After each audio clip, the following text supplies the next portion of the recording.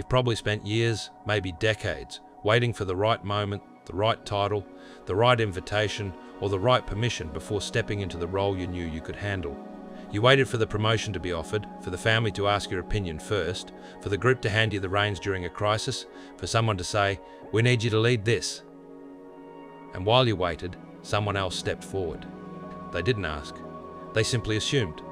They spoke first, decided next, took responsibility while everyone else was still looking around. And slowly, the room began to turn toward them. If you've lived long enough to feel that quiet frustration, the sense that you were more capable, more steady, more deserving, yet somehow always ended up on the sidelines. This is for you. Power is never offered.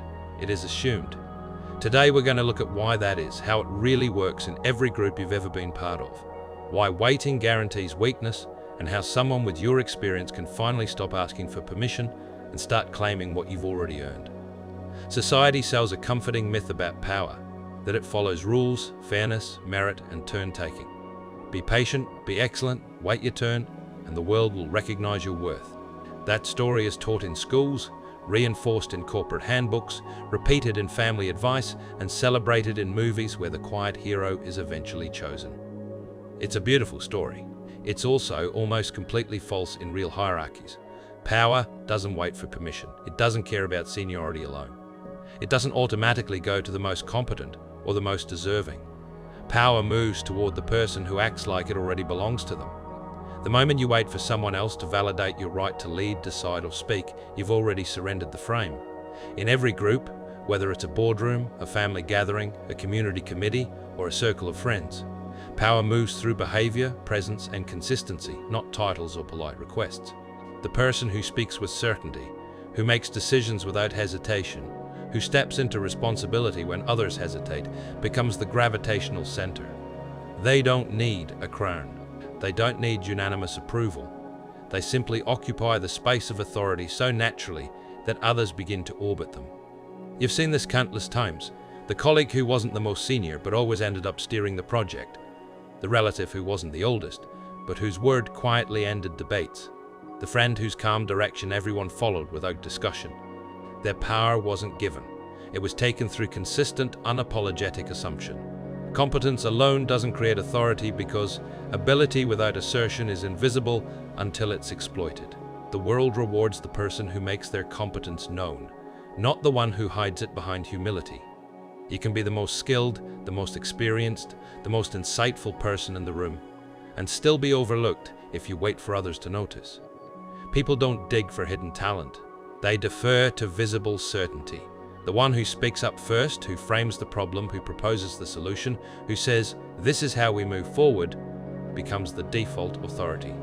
Competence without assertion is like a treasure chest, buried in the garden, valuable but useless until someone claims it. Those who take power share a psychological profile, higher risk tolerance, deeper self-belief, and stronger emotional control. They're willing to be wrong, to be challenged, to look presumptuous for a moment because they trust their own judgment more than the group's approval. They don't need consensus to act. They act, then let consensus form around their action. This isn't arrogance. It's the absence of self-doubt in the moment of decision.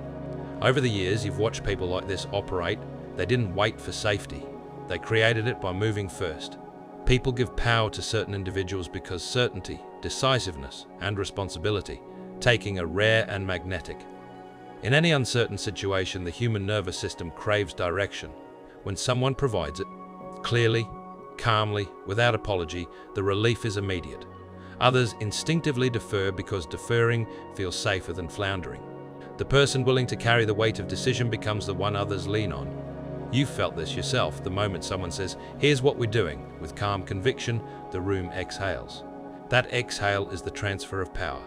Power shifts through small, almost invisible acts, taking the lead in interruptions, not rude ones, but timely ones that redirect the conversation, framing the problem in a way that makes your solution seem inevitable, timing your contribution so it lands when attention is highest, owning decisions without hedging, "I'll handle this," instead of, "If it's okay with everyone." These micro moves accumulate. Each one reinforces the perception that you are the center, not the periphery. Over time, the group stops questioning whether you should lead. They start assuming you will. The cost of waiting to be chosen is slow but devastating. Passivity erodes position. Every time you defer, you teach others they don't need your input to move forward. Every time you stay silent, you shrink your presence. Every time you wait for recognition, you hand the initiative to someone else. The erosion isn't dramatic, it's incremental. One meeting, you're overlooked. One family decision is made without you. One crisis is handled by someone younger or louder. Over years, the pattern solidifies. You become the respected elder who is no longer central. Respect remains, influence fades. When you finally take power, it often looks rude to those who are used to your deference. Clarity is frequently misread as aggression. A direct, "This is the way forward," can feel abrupt to people who prefer endless consensus. A firm decision can feel dismissive to those who thrive on prolonged discussion. Let them feel it. Their discomfort is the sound of the hierarchy shifting. True rudeness is wasting everyone's time with indecision. Decisiveness is courtesy in disguise. There is a crucial difference between taking power and stealing it. Taking power is ethical when it serves the group, when you are capable, when you accept responsibility for the outcome. Stealing it is manipulative, self-serving, and unsustainable. Sustainable power comes from legitimacy, competence, consistency, and willingness to bear consequences. When you step forward for the right reasons, the group eventually supports you. When you grab for personal gain, resistance grows. The line is not always obvious, but experience sharpens the ability to feel it. Certain situations demand the power be taken, not waited for. Workplace dynamics where indecision costs opportunities, negotiations where hesitation signals weakness, social leadership where groups drift without direction, crisis moments where delay creates chaos. In these arenas, waiting is not humility, it's abandonment. Someone will fill the vacuum, better it be you. Resistance is often the first sign you're doing it right. When you assume authority, some will push back. They test the new frame. They challenge because the old pattern is comfortable. Pushback doesn't mean you're wrong, it means the hierarchy is moving. Steady, calm consistency turns resistance into acceptance. Most people would rather follow a clear direction than fight for control of the wheel. The long-term effect of consistently taking responsibility is profound. Those who step forward are rarely challenged twice. People learn this person doesn't hesitate, doesn't defer, doesn't crumble under pressure.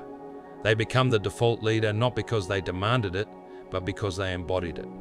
The group stops asking for permission and starts seeking guidance. That shift is the quiet victory of assumed power. Powerful people hold power without force through calm authority, consistency, and the credible threat of consequence. They don't raise their voice. They don't threaten. They simply act as though their decisions are final, because they are. When challenged, they respond with calm clarity, not anger. When crossed, they withdraw access, opportunity, or support without drama. The consequence is felt, not shouted. That quiet enforcement is far stronger than any display of temper. Here is the final principle: power responds to action.